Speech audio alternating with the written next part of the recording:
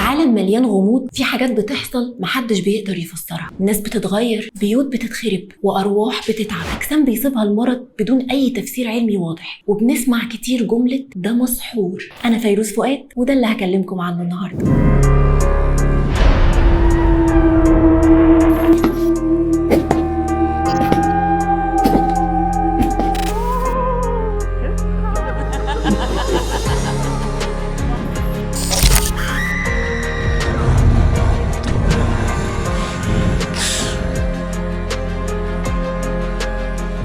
مبدئيا كده، لو قلبك ضعيف او بتخاف من الحاجات اللي ملهاش تفسير يبقى فكر مرتين قبل ما تكمل. انواع السحر، ايه ده؟ هو السحر له انواع؟ طبعا، ده انت هتستغرب كمان لما اقولك ان مش كل السحر قايم على تسخير جن وخدمه، في سحر قايم على طاقه الحروف والارقام. مستغرب؟ مش مصدقني؟ استنى بس واحده واحده معايا وما تسبقش الاحداث. اول نوع من انواع السحر هو السحر الاسود، وده اخطرهم واكترهم شهره. السحر الاسود مش هزار، ده نوع من انواع السحر اللي بيتعمل علشان يدمر حياه حد سواء جسديا او نفسيا، ويوصلوا للجنون او حتى الموت. بيتقال ان الساحر اللي بيعمل النوع ده من السحر لازم يبيع جزء من روحه او يقدم قرابين، ساعات بتكون حيوانات وساعات بتوصل لانها تكون بشريه. اللي بيتعاملوا بالسحر ده دايما بيستخدموا حاجات غريبه زي الشعر، الضوافر، قطعه هدوم لبسها الشخص، او حتى صوره ليه، وبيحطوا الحاجات دي في عمل بيتدفن في المقابر او بيتحط في مكان الشخص ما يعرفش عنه اي حاجه ومش بسهوله يوصل له. طب ده ليه؟ لانهم بيصدقوا ان الروح او الطاقه بتاعت الشخص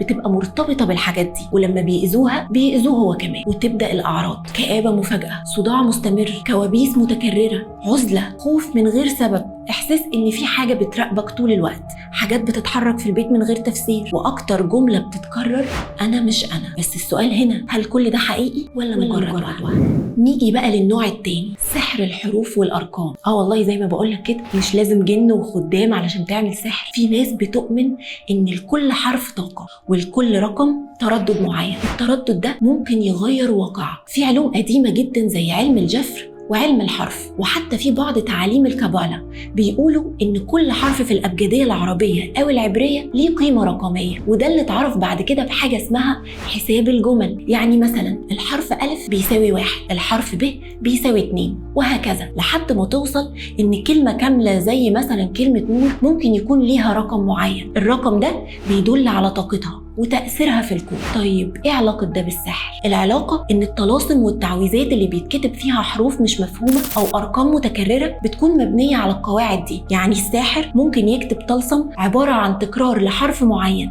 او ترتيب لحروف وارقام بطريقة خاصة جدا، ويقولك اقرا الطلسم ده مثلا 7 مرات في الساعة الفلانية، ويكون القمر في وضع كذا. ليه؟ علشان كل رقم وكل حرف ليه ذبذبة معينة، ولما تتكرر في وقت معين ومعنية معينة الطاقة دي بتتفاعل وتفتح لك باب مش دايما بيبقى خير. وده زي الطلاسم والأرقام اللي شفناها في فيلم الفيل الأزرق.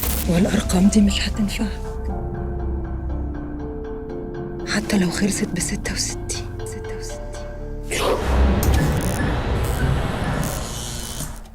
مثال بسيط، رقم 7 بيقولوا انه له طاقة روحية قوية مرتبطة بالعوالم الخفية وبأنواع معينة من الطقوس، وفي ناس بتدمج الحروف مع الأرقام وتكون طلاسم. الطلاسم دي مش مفهومة لأي حد، بس بيقولوا ان ليها تأثير قوي، تأثير ممكن يفتح بوابات أو يقفلها. وفي بعض الكتب القديمة اللي ممنوع تداولها مكتوب فيها جمل غريبة زي اكتب الحرف كذا بعدد كذا، وقول الدعاء ده في الليلة الفلانية وهتشوف اللي عمرك ما شفته. بس السؤال هنا، هل السحر ده بيشتغل ولا ده مجرد إيمان بالطاقة؟ وهل فعلا ممكن تعمل سحر كامل من غير ما تستدعي أي كيان أو جن؟ السحر اللي بنتكلم عنه ده اسمه السحر الطاقي، وده نوع بيعتمد على إن الكون كله عبارة عن ذبذبات، وأي حاجة بتتكرر بنفس الذبذبة بتجذب نفس نوع الطاقة. يعني لو كتبت حرف معين 33 مرة مع تكرار نية معينة في ذهنك، الذبذبة دي بتتفاعل مع الواقع وتبدأ تحرك طاقات مش مرئية. بس خلي بالك، الحروف والأرقام دي مش بريئة زي ما بتتخيل، في طلاسم متوارثة من آلاف السنين بيقولوا إنها لو اتقالت غلط أو في وقت غلط ممكن تسبب لك لعنات وتشوهات وأمراض نفسية. وفي ناس بتقول إنهم فقدوا عقلهم بعد ما لعبوا بالطلاسم دي. المشكلة إنك ممكن تلاقي كتب أو فيديوهات على الإنترنت بتشرح لك إزاي تعمل تعاويذ الطاقة والأرقام وتفتكرها لعبة، لكن دي مش مجرد تكرار، دي دعوة مفتوحة لحاجة ممكن ما ترجعش منها. ومن أغرب الطقوس اللي سمعنا عنها كتابة اسم شخص بطريقة رقمية وتكراره بعدد معين مع شرب كوب ميه اتقرا عليها الطلسم. الناس اللي جربوا الطقس ده بيقولوا ان الشخص المستهدف فعلا بدأ يتصرف بغرابه، يتعب، يبعد عنهم. هل صدفه ولا حاجه تانية؟ دلوقتي يمكن تسأل نفسك، طب زي ما في سحر اسود هل في سحر ابيض؟ ايوه، السحر الابيض بيتقال انه نوع من انواع الطقوس اللي الغرض منها مش الاذى، بالعكس ده للشفاء، للحمايه، لرفع الطاقات السلبيه. في بعض الثقافات بيلجأوا للسحر الابيض عشان يعالجوا الامراض، يطردوا الطاقه السلبيه من البيوت، او حتى علشان يجلبوا الحظ. بس خلي بالك الخط رفيع جدا ما بين الابيض والاسود، وساعات النيه بتغير كل حاجه. في ناس بتقول ان حتى السحر الابيض ممكن يتحول لسحر مؤذي لو استخدمته بغرض السيطره او التلاعب. يعني باختصار السحر مش لعبه. نيجي بقى للسؤال الاهم، ليه الناس بتلجأ للسحر؟